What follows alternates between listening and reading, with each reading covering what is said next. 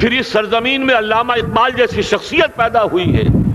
یہ ساری چیزیں جو ہے یہ در حقیقت اشارہ کر رہی ہیں کہ یہ ملک مشیت ایزدی کے کسی طویل سلسلے کی ایک کڑی ہے. اور وہ سامنے آ گیا تھا کہ سن 47 میں یہ قائم ہوا ہے، اور پورے 9 مہینے بعد 14 اگست اور 13 مئی، 14 اگست سن 47 اور 13 مئی سن 48، پورے 9 مہینے بعد اسرائیل عالم وجود میں آ گیا. اللہ تعالیٰ نے اس عالمی بیماری، اس کے لیے جو علاج ہے وہ پہلے پیدا کیا ہے. جیسے کہ حدیث میں آتا ہے ما انزل اللہ من دائن الا انزل لہ دوان. اللہ تعالیٰ نے کوئی بیماری ایسی نہیں اتاری کہ جس کا علاج بھی نہ اتار دیا ہو. اور جیسے کہ ماں کی چھاتیوں میں بچے کی ولادت سے پہلے دودھ پیدا ہو جاتا ہے، اس کی غذا کا بندوبست پہلے ہو جاتا ہے، اسی طریقے سے اسرائیل کا جو فتنہ اٹھنے والا تھا اس کی سرکوبی کے لیے پاکستان وجود میں آیا ہے. اور آج وہ مرحلہ آ گیا ہے تاریخ کا ایک عظیم موڑ. آپ دیکھیں گے کہ بڑی مشابہت پیدا ہو گئی ہے. ایک طرف بظاہر امریکہ کی مرضی کے خلاف اسرائیلی وزیر اعظم نیتن یاہو وہ بڑا ایک غرور کا اور بڑے تکبر کا مظاہرہ کر رہا ہے، اور وہ پورا پیس پروسیس جس پر نہ معلوم کتنا وقت صرف ہوا تھا، کتنی محنتیں ہوئی تھیں، کتنے راؤنڈز آف ٹاکس ہوئے تھے، کبھی واشنگٹن میں ہوئے ہیں، کبھی اوسلو طرز کا کوئی معاہدہ ہوا ہے، کبھی پھر اور اس کے بعد پیشی ہوئی تھی میڈرڈ کے اندر بھی، لیکن وہ سارا پیس پروسیس جو ہے اس کی دھجیاں کر رہا ہے. وہ وقت بالکل قریب نظر آ رہا ہے کہ یروشلم کے مسئلے پر وہاں بٹی دہک اٹھے گی. اور احادیث نبویہ میں جو خبریں دی گئی ہیں کتاب الملاحم کی احادیث میں معلوم ہوتا ہے کہ اب اس کا آغاز ہونے والا ہے. نیتن یاہو کو امریکہ کے خلاف جانے کا اصل میں حوصلہ کیوں بڑھ رہا ہے؟ اس لیے کہ اسے معلوم ہے کہ فرنگ کی رگیں جہاں پنجہ یہود میں ہے، چاہے کلنٹن ہو یا کلنٹن کا باپ ہو، یہودی لابی وہاں کی اتنی مضبوط ہے، کانگریس میں اور سینٹ میں ان کا اتنا اثر ہے کہ کوئی بھی وہاں شخص بڑے سے بڑا طاقتور اور بڑے سے بڑا اختیارات کا حامل اسرائیل کی مرضی کے خلاف نہیں جا سکتا. یہی معاملہ یہاں نظر آ رہا ہے. بظاہر تو ناراضگی کا اظہار ہوا ہے، لیکن یہ بات اب تو کھلتی چلی جا رہی ہے. حقیقت یہ ہے کہ یہود اور ہنود کا بڑا گہرا لنک قائم ہو چکا ہے، اور یہ بھٹیاں اب دونوں طرف دہکیں گی. میں اس سے پہلے بارہا کہہ چکا ہوں، ملت اسلامیہ تقریباً 150 کروڑ افراد پر مشتمل ہے، لیکن اس میں سے تقریباً 20 کروڑ عرب ہیں. ان کو اللہ نے خصوصی فضیلت دی تھی. یہ تھے کہ جن کی زبان میں قرآن نازل ہوا، خود محمد عربی صلی اللہ علیہ وسلم عرب تھے، انہیں جو فضیلت عطا کی تھی. لیکن بدقسمتی سے اس دور میں آ کر بھی انہوں نے آزادی حاصل کرنے کے بعد بھی اپنا قبلہ درست نہیں کیا. کسی نے ماسکو کی طرف رخ کیا، کسی نے واشنگٹن کا رخ کیا، اللہ اور اس کے رسول کی طرف رخ نہیں ہوا. واقعہ یہ ہے کہ مجرم ہیں. دوسرے بڑے مجرم 150 کروڑ میں سے 10% یہ 15 کروڑ مسلمان ہیں. حالیہ جو سینسس ہمارا ہوا ہے اس کے بعد اندازہ ہو رہا ہے کہ یہاں کی آبادی 15 کروڑ ہو چکی ہے.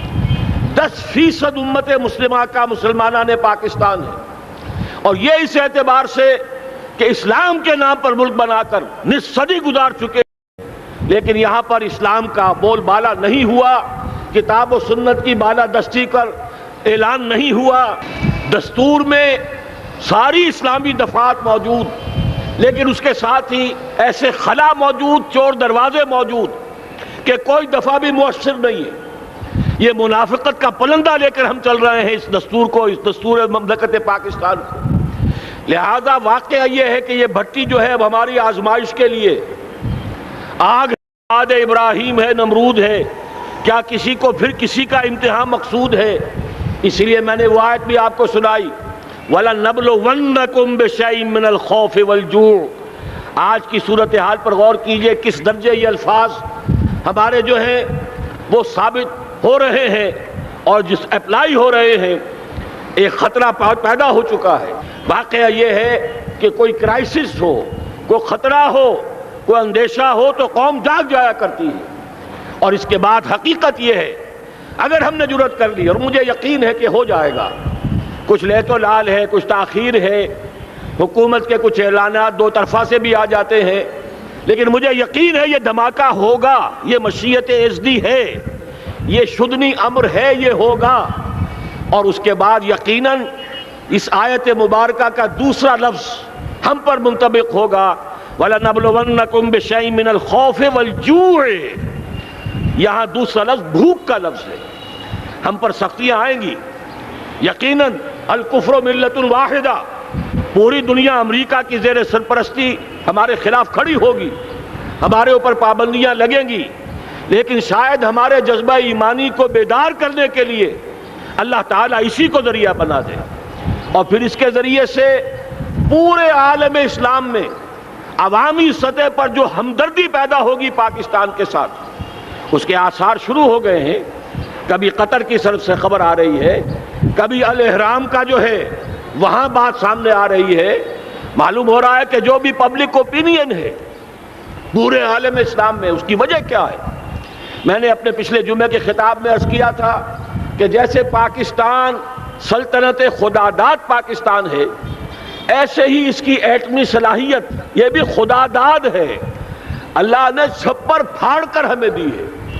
ایسا نہیں تھا کہ ہم نے لیبارٹریاں بنائی ہوں، ہمارے سینکڑوں اور ہزاروں سائنسدان ریسرچ میں لگے ہوئے ہوں، نہیں، اچانک اللہ تعالیٰ کی طرف سے ہمیں ایک نعمت غیر مترقبہ عطا ہو گئی ڈاکٹر عبدالقدیر کی شکل میں۔ پھر نہ معلوم کس کس ذریعے سے اس پروگرام کو آگے بڑھانے کے لیے جن پرزوں کی ضرورت تھی، کس کس ذریعے سے وہ پرزے یہاں پہنچے ہیں۔ یہ بھی خالص خداداد صلاحیت ہے، اور اس کو سمجھ لینا چاہیے کہ یہ ہمارے لیے ایک فرض کفایہ کے درجے میں ہے پوری امت مسلمہ کی طرف سے۔ اس کی وجہ کیا ہے؟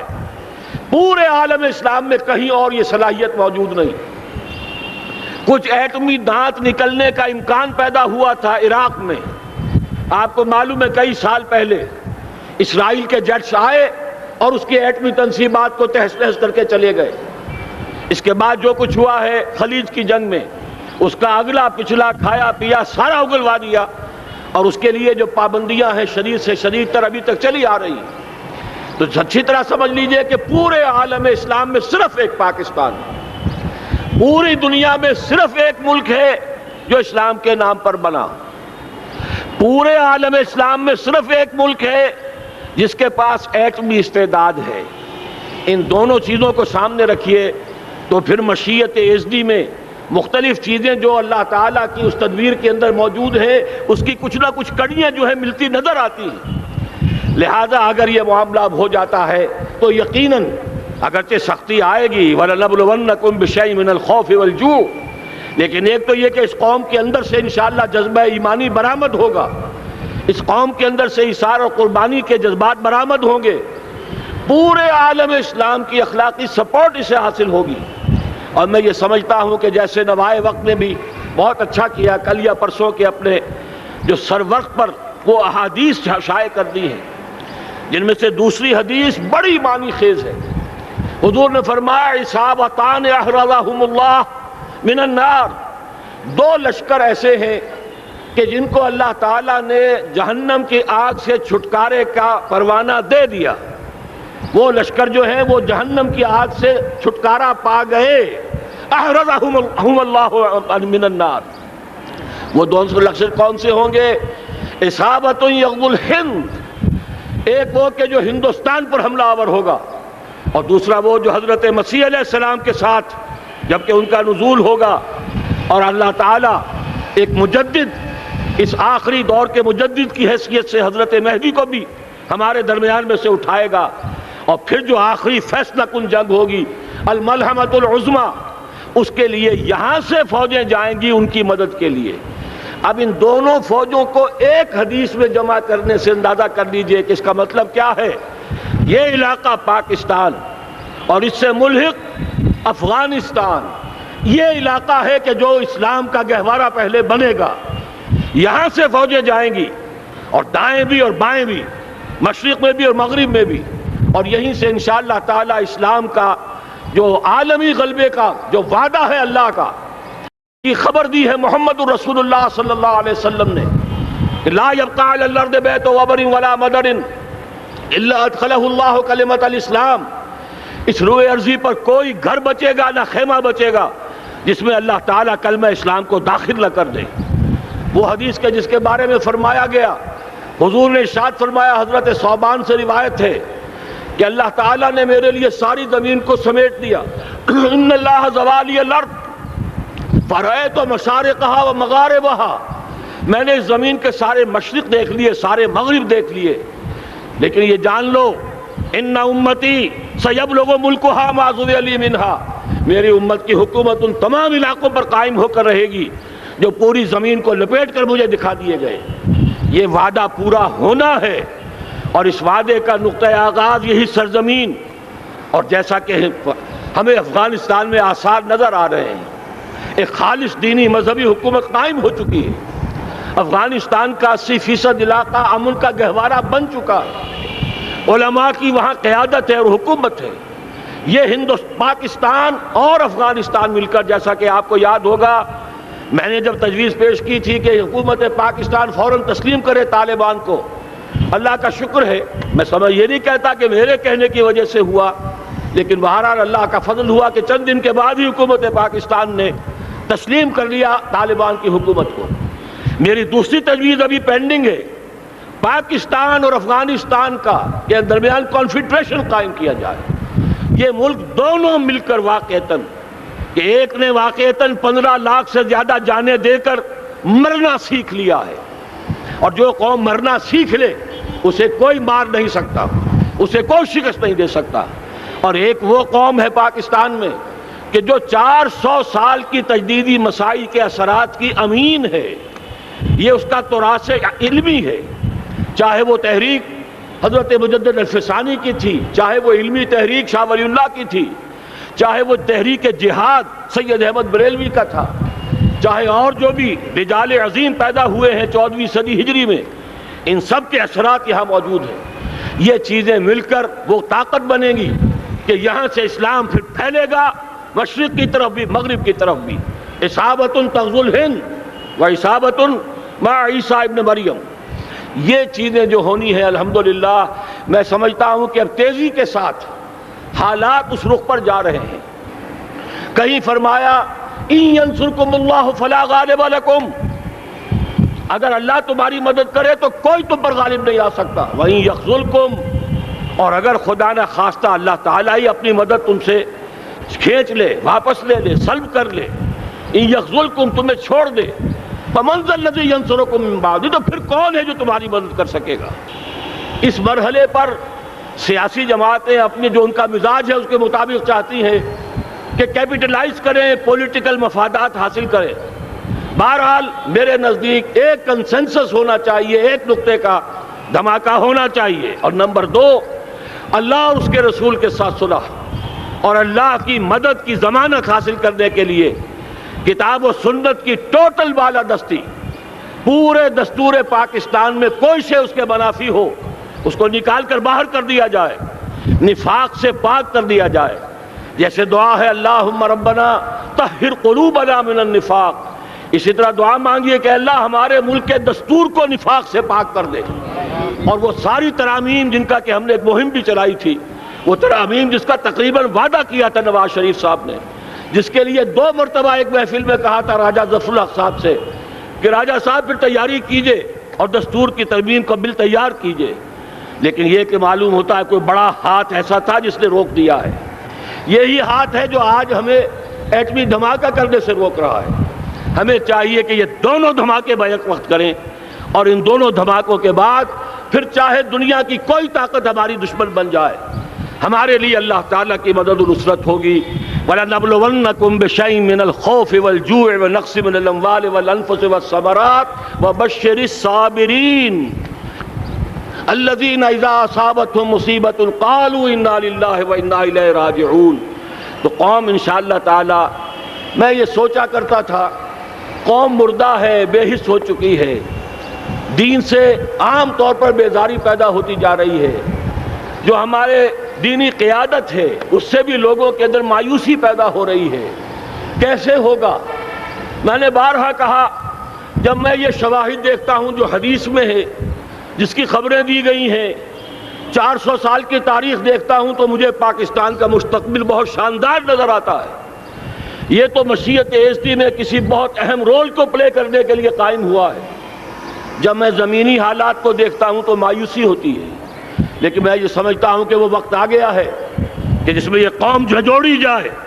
ایک دفعہ کا یہ جھنجھوڑا جانا انشاءاللہ تعالی ہمارے بہت سے دل اندر دور کر دے گا۔ آخر چینی کیا تھے؟ ایک 10 صدی پہلے کے چینی افریقی قوم آج کہاں سے کہاں پہنچ گئی ہے۔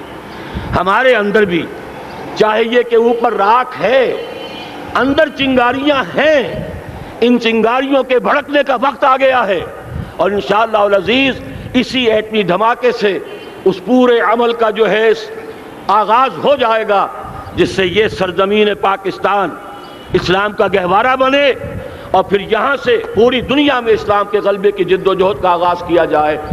بس میں اسی پر اتفاق کر رہا ہوں۔ اللہ تعالیٰ سے دعا کرتا ہوں کہ وہ ہمارے حکمرانوں کو، اگر تو کوئی تاخیر ہو رہی ہے انتظامی امور کی وجہ سے، کوئی بات نہیں، بہرحال معاملہ ایک اچانک ہو گیا ہے، لیکن مجھے توقع ہے کہ انشاءاللہ وہ دھماکہ ہوگا اور جلد ہوگا۔ اگر کوئی تذبذب ہے تو ہم اللہ تعالیٰ سے دعا کریں گے وہ نواز شریف صاحب کے دل کو پھیر دے اور اس کے اندر استقامت پیدا کر دے، اور دوسرے یہاں کی سیاسی جماعتوں کو بھی یہ توفیق دے کہ کوئی اور سیاسی مسئلہ اس وقت نہ اٹھائیں، اور جو بھی یہاں پہ مذہبی اور دینی عناصر ہیں انہیں اللہ توفیق دے کہ وہ اس دھماکے کا مطالبہ کرنے کے ساتھ ساتھ، بلکہ میں یہ سمجھتا ہوں کہ اس سے بھی زیادہ زوردار انداز میں دستور پاکستان سے منافقت کے خاتمے اور کتاب و سنت کو سپریم لا قرار دینے کی ترمیم جو ہے اس کا دھماکہ بھی کیا جائے۔ اللہ تعالیٰ ہمیں اس کی توفیق عطا فرمائے۔ اقول قولی ھذا واستغفر اللہ لی ولکم ولسائر المسلمین والمسلمات۔